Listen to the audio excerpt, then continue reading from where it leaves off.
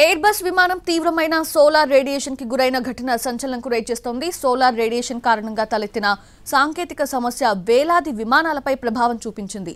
దాదాపు 6000 విమానాలకు అత్యవసర software update అవసరమంటూ air bus చేసిన ప్రకటన చర్చనీయాంశంగా మారింది. అయితే అక్టోబర్ 30న మెక్సికోలోని కాన్కన్ నుంచి న్యూయార్క్ కి బయలుదేరిన జెట్బ్లూ A320 విమానంలో ఉన్నట్టుండి సాంకేతిక సమస్య ఏర్పడింది. దాంతో విమానం ప్రయాణిస్తున్న ఎత్తు అనూహ్యంగా తగ్గింది.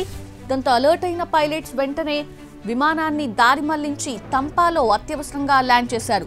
విమానం ఒక్కసారిగా 1000 అడుగుల కిందకి రావడంతో 15 నుంచి 20 మంది ప్రయాణికులు గాయపడ్డారు. అసాధారణ రీతిలో జరిగిన ఈ ఘటనపై ఫెడరల్ ఏవియేషన్ అడ్మినిస్ట్రేషన్ దర్యాప్తు చేపట్టింది.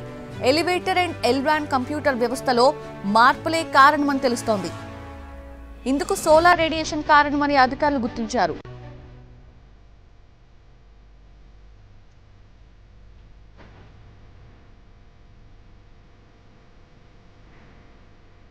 అక్టోబర్ 30న జెట్బ్లూ విమానం తీవ్రమైన సోలార్ రేడియేషన్ కి గురైనట్లు ఎయిర్ బస్ గుర్తించింది.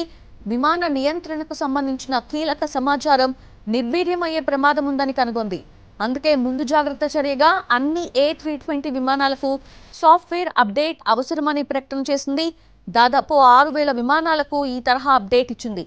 ఈ రేడియేషన్ కారణంగా ఈ విమానాల నియంత్రణకి సంబంధించిన కీలక డేటా దెబ్బతిన్నట్లు పేర్కొంది. దీంతో సాఫ్ట్వేర్లో మార్పులు చేయాల్సిన పరిస్థితి ఏర్పడిందని పేర్కొంది.